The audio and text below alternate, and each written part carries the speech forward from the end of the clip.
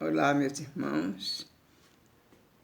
Mais uma vez estamos aqui reunidos, em nome de Jesus, e para atender especialmente aos irmãos da Casa União Cristã Espírita Amor e Verdade, essa casa abençoada, que nos convida para fazermos esse pequeno trabalho e agradecemos muito esse convite. Estamos aqui, então, em nome de Jesus e vamos abrir, então, os trabalhos fazendo uma prece em agradecimento a esse momento. Senhor, meu Pai, obrigado por nos permitir estarmos a Teu serviço, numa casa abençoada, servindo aos nossos irmãos que necessitam de uma palavra, de um entendimento mais esclarecido a respeito da nossa abençoada doutrina. Abençoa-nos, Pai, a todos nós que estamos assistindo a esta live. Abençoe, Senhor, a todos os irmãos que estão necessitando de socorro, onde quer que eles estejam. A Tua bênção, a Tua proteção, e agradecemos muito por tudo que recebemos, pelas Tuas bênçãos, pelo Teu amor, pela Tua presença em nossa vida e pela inspiração que temos a certeza receberemos para podermos trabalhar em Teu nome, porque somente contigo nós poderemos seguir com segurança. Obrigada, Jesus, por mais este momento e este dia. Assim seja, graças a Deus. Obrigada, meus irmãos. Nós vamos fazer um estudo hoje que eu estou querendo colocar, eu vou colocar o nome da nossa live, vamos ver aqui, o que precisa o espírito para ser salvo. Nós vamos, evidentemente, ter essa explicação no capítulo 15 do Evangelho segundo o Espiritismo, onde nós vamos ler uma parábola de Jesus, que ele assim se expressa. Vamos ler. O que precisa o espírito para ser salvo? Ora, quando o Filho do Homem vier em sua majestade, acompanhado de todos os anjos, sentar-se-á no trono de sua glória. Reunidas diante dele, todas as nações separará uns dos outros, como o pastor separa dos bodes as ovelhas. E colocará as ovelhas à sua direita e os bodes à sua esquerda. Então dirá o rei aos que estiverem à sua direita: Vinde, benditos de meu Pai, tomai posse do reino que vos foi preparado desde o princípio do mundo, porquanto tive fome e me deste de comer. Tive sede e me deste de beber. Careci de teto e me hospedastes. Estive nu e me vestistes. Achei-me doente e me visitastes. Estive preso e me fostes ver. Então responder-lhe-ão os justos: Senhor, quando foi que te vimos com fome e te demos de comer, ou com sede e te demos de beber? Quando foi que te vimos sem teto e te hospedamos, ou despido e te vestimos? E quando foi que te soubemos doente ou preso e fomos visitar-te? O rei lhes responderá: Em verdade vos digo, todas as vezes que isso fizestes a um destes mais pequeninos dos meus irmãos, foi a mim mesmo que o fizestes. Dirá em seguida aos que estiverem à sua esquerda: Afastai-vos de mim, malditos, ide para o fogo eterno, que foi preparado para o diabo e seus anjos. Porquanto tive fome e não me deste de comer, tive sede e não me deste de beber, precisei de teto e não me agasalhastes, estive sem roupa e não me vestistes, estive doente e no cárcere e não me visitastes. Também eles replicarão: Senhor, quando foi que te vimos com fome e não te demos de comer, com sede e não te demos de beber? Sem teto ou sem roupa, doente ou preso, e não te assistimos?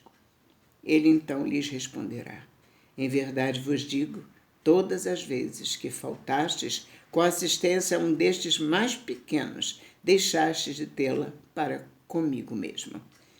E esses irão para o suplício eterno, e os justos para a vida eterna. Está em Mateus capítulo 15, versículos 31 a 46, a parábola de Jesus.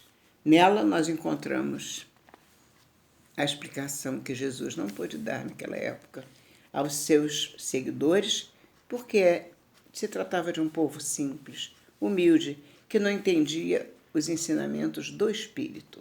Os ensinamentos que Jesus nos passava falando a respeito do Espírito, mas eles entendiam o que dizia a respeito à matéria. Então Jesus colocava nas suas parábolas os ensinamentos que eram, na verdade, aqueles que falavam de perto ao coração dos seus seguidores. Então ele falou, nessa oportunidade, na parábola que se chama parábola dos bodes e das ovelhas, ele fala que, para se alcançar a vida eterna, resumidamente, a vida eterna, é preciso que se sirva, que se tenha amor em movimento, caridade para com os mais humildes de preferência, mas com amor e caridade seremos tratados todos nós, uns pelos outros. Amai ao próximo como a ti mesmo, disse Jesus. Então, ele nos ensina nesta parábola que para alcançar a felicidade futura que todos nós estamos destinados, é preciso que nós sirvamos aos nossos irmãos, principalmente aos mais simples, aos mais humildes. E aqueles que assim não fizerem ficarão presos a esse compromisso sem vencer a encarnação, ou seja, vão ser reprovados na encarnação e vão ter que repetir essa prova. Não vão subir este degrau a mais para chegar ao plano que nós todos vamos chegar, que é a vida eterna que nós estamos buscando, que prometida por Deus, a nossa felicidade eterna. Essa felicidade que está reservada a todos nós, aqueles que não seguem a caridade, que é a base de toda a palavra de Jesus e é a base também dos nossos ensinamentos da doutrina espírita, pois Kardec cunhou para a doutrina espírita: fora da caridade não há salvação. E dentro desses propósitos, dessas justificativas todas da caridade, nós temos que ver que a caridade é o oposto do egoísmo, do orgulho. O egoísmo e o orgulho levam o homem à perdição, porque ele se afasta das leis de Deus. E no momento em que o homem se afasta das leis de Deus, ele se compromete. Ele vai buscar para ele compromissos que ele não tinha ao ser criado. Porque todos nós, quando fomos criados simples e ignorantes. Nosso perispírito era branco, alvo.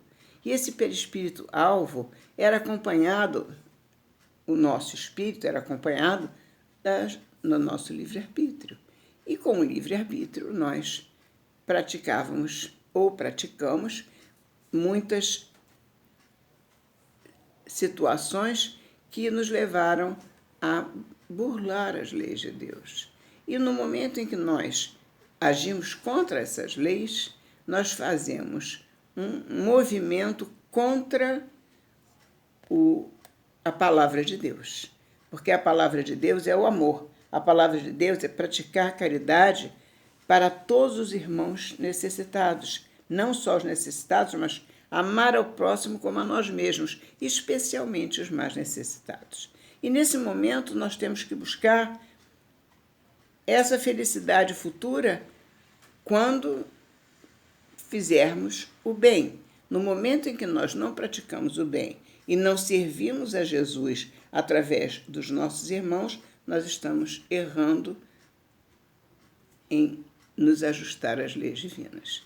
Essas leis estão no capítulo 3º do Livro dos Espíritos. Kardec nos mostra as 10 leis que estão cunhadas nesse capítulo 3º e que nos mostra na última lei que ele elencou, tem a lei de justiça, amor e caridade. E a caridade, dessas três, ele ainda diz, nós temos essa afirmativa. Dessas 10 leis, a mais importante é a lei de justiça, amor e caridade. Por quê? Porque sem caridade, nada teremos, não temos nada. Nós não temos nada. A caridade é realmente a que nos leva a todas as virtudes. É realmente a lei que nos leva a todas as virtudes. É a lei de caridade. Justiça, amor e caridade. A caridade sustenta-nos contra todos os vícios. Por exemplo, nós temos muitos vícios a nos cercar. Nós vivemos num mundo material, mundo de provas e expiações, e nesse mundo existem muitos vícios a nos chamar, a nos convidar. Nós temos um vício que é o vício do apego. Ele é um vício. E esse vício nos leva a dificuldades muito grandes, não só no plano material, mas também depois da vida material. Depois que desencarnamos, nós levamos conosco esses problemas que nos trazem muitas dificuldades, porque não sabemos viver sem aquele objeto, aquela pessoa, aquele bem, porque nos apegamos de tal maneira que pensamos que nos pertencem, e na verdade nada nos pertence. Sequer o corpo, nosso corpo nos pertence. Nós temos um corpo que é emprestado por Deus. Quando reencarnamos, temos uma casa que moramos, tudo nos é emprestado. As roupas, tudo, nós não temos nada, porque como nós vamos partir? Nós vamos carregar alguma coisa conosco? Não, nós não vamos carregar conosco.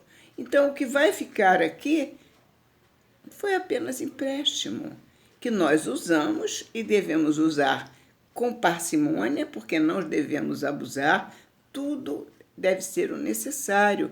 O livro dos Espíritos também nos fala do necessário e do que não é necessário, do que é a mais do que o necessário, que seria o abuso, não o uso. E o abuso realmente é contra a lei de Deus também. Nós temos que usar com parcimônia, dentro das nossas necessidades. E quando nós usamos dentro das nossas necessidades, nós estamos respeitando esses princípios. E esses princípios nos mostram que a doutrina espírita nos ensina largamente. Kardec nos mostrou com toda simplicidade qual é o objetivo da doutrina espírita quando ele pergunta como se reconhece o verdadeiro espírita. E os espíritos superiores respondem pela sua transformação moral e pelos esforços que empreende para alcançá-la. Esse é o verdadeiro espírita. E quando esse ensinamento é dirigido ao espírita, ele pode ser alargado também àquele que conhece a doutrina espírita, aquele que é simpatizante da doutrina espírita, aquele que ama o próximo. Ele não precisa necessariamente ter compromisso com uma casa espírita para amar o próximo. Todos nós somos irmãos, somos filhos de um mesmo Pai, irmãos em Jesus Cristo. E por Ele nós estamos aqui a serviço, nós não estamos a passeio. E temos que praticar a caridade. A caridade não é só material. A caridade material é a mais conhecida. Quando se fala em caridade, logo se imagina, não, mas é caridade material. Não, nós podemos ter e praticar a caridade para com os nossos semelhantes, nos oferecendo para emprestar os ouvidos quando o irmão necessita de desabafar, de deixar um momento para falar de si mesmo. Podemos ajudar nesse momento, podemos servir, podemos prestar a caridade. E também podemos prestar a caridade de muitos modos, dando um alimento, dando o que beber, visitando alguém no hospital, um doente, um parente, um amigo, um irmão ou até mesmo um estranho. Quantos estranhos ficam que não têm família, que ficam sozinhos nos hospitais e que precisam de ter essa companhia? E quantas pessoas, irmãos nossos de doutrina, que vão e seguem os hospitais, muitas vezes, para visitar esses irmãos que não tem quem os visite. Isso é uma caridade imensa e não custa nada. Então, nem toda caridade tem a ver com o dinheiro. O dinheiro em si não é um mal. O dinheiro é um elemento de progresso, inclusive. Mas a aplicação que se dá a ele é que é importante. Nós vamos aplicar na caridade, ele é muito útil. Se ele é aplicado para suprir as nossas necessidades, ele também é muito útil. É preciso saber como você aplica. Agora, a caridade não se baseia no dinheiro. A caridade se baseia no amor. É o amor em movimento. Nós estamos doando aos nossos irmãos o nosso coração.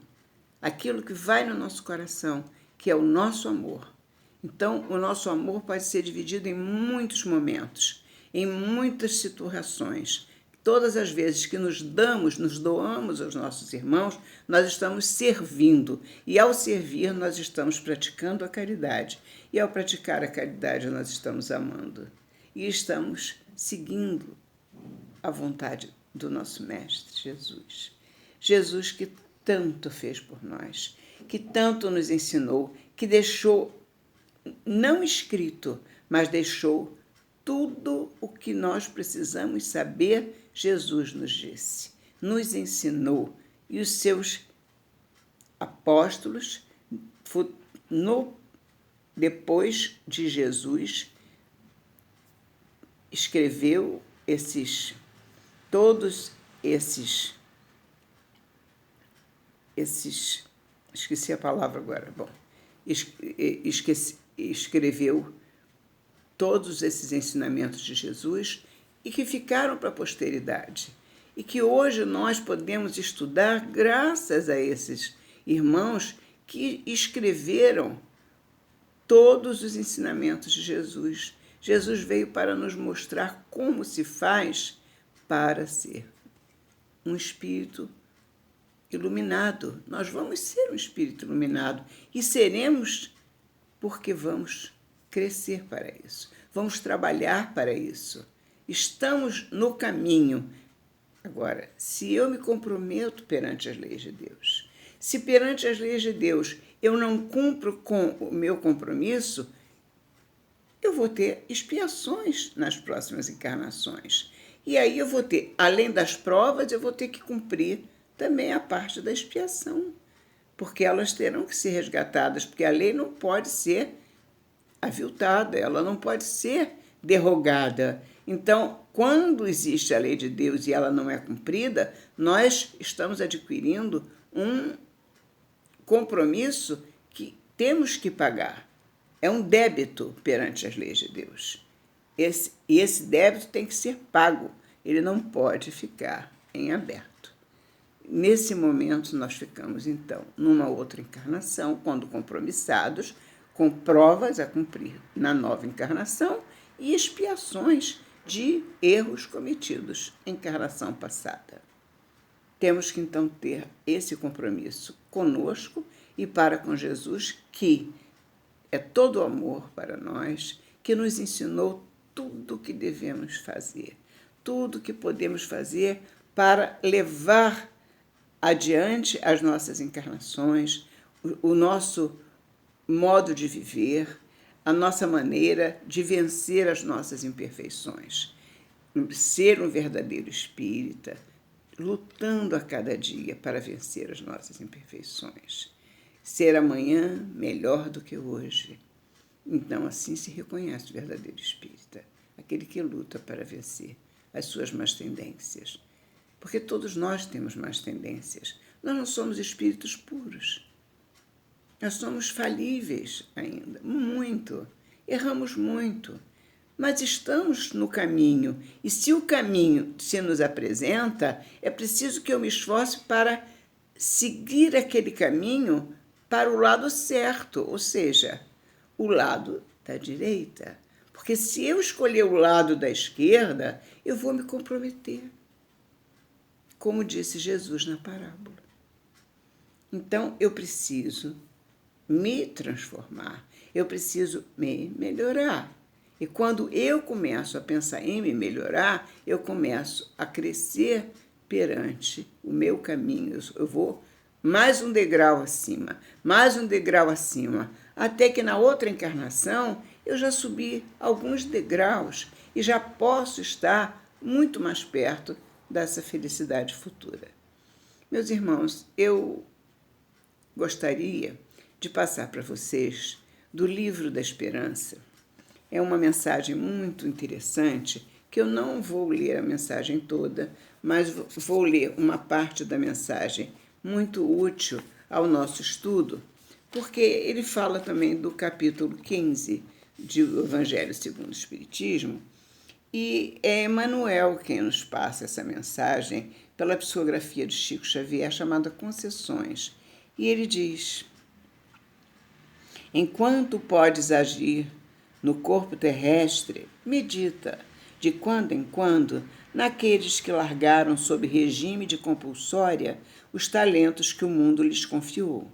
Para isso, não é necessário recorrer ao arquivo dos milênios e nem consultar a pompa dos museus. Alinha na memória os que vistes partir nos últimos 20 anos. Não apenas os dons da inteligência, mas também o corpo físico, as vantagens diversas, os patrimônios afetivos e até mesmo as dores que te povoam as horas são recursos de que te aproprias na terra com permissão do Senhor para investi-los na construção da própria felicidade. As leis que vigem no plano físico são fundamentalmente as mesmas que orientam as criaturas no plano espiritual. Um empréstimo fala sempre da generosidade do credor que o concede, mas revela igualmente na contabilidade da vida o bem ou o mal que se faz com ele. Emmanuel. Emmanuel é um companheiro dos nossos dias, né? De todos os dias, acho que de todos nós, porque todos nós lemos aqueles livros da Fonte Viva, todos eles, né? Psicografados por Chico Xavier, e Emmanuel nos traz, como todos os amigos espirituais que vieram também por Chico Xavier e outros irmãos, como Divaldo, que nos trazem muitas lições. E essas lições são todas para o nosso uso, para que nós possamos praticá-las. Vamos fazer com amor e sabendo que fora da caridade não há salvação. Então, como podemos nos salvar? Praticando a caridade. Praticar a caridade é tudo que nós podemos fazer em agradecimento ao que o Cristo tanto nos dá, em amor, em saúde, em força, em coragem. Vamos fazer a nossa prece de encerramento para agradecer esse dia que estivemos por alguns minutos juntos, mas agradecendo porque fomos muito abençoados em estar aqui uns junto com os outros, embora distantes, mas presentes por nos vermos. Vocês me vendo e eu vendo a Jesus, que estou vendo vocês. Vocês, para mim, são os meus irmãos em Cristo Jesus. Obrigada, meus irmãos. Vamos fazer a nossa prece de encerramento. Jesus, Mestre querido. Obrigada, Jesus, maior luz descida da casa dos homens. Obrigada por mais esse dia que nos concedestes, por misericórdia. Acréscimo de misericórdia, o serviço, meu Pai, e a bênção de poder estudar os teus ensinamentos. Obrigada, Jesus, e te agradecemos por todo o amor e te pedimos pelos nossos irmãos que sofrem. Estão sofrendo muito. Pedimos pelo nosso planeta, pedimos pelo nosso país, pedimos por todos os irmãos que precisam de socorro. Neste momento, Senhor, temos a certeza de que Tu estás em cada coração em cada mente, nos dando a luz que precisamos para encontrar a solução para todas as questões que se fazem necessárias. Obrigado, Jesus, mais uma vez. Obrigada por este amor infinito que nos cerca, nos envolve e nos guarda.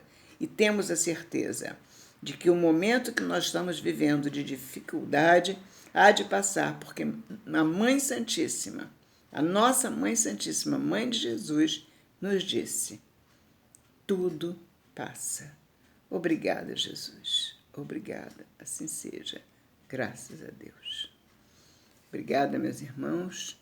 Que Jesus abençoe, proteja, sustente os nossos momentos e que, da próxima vez, nós possamos ter um outro tema que possa ser do agrado de vocês também.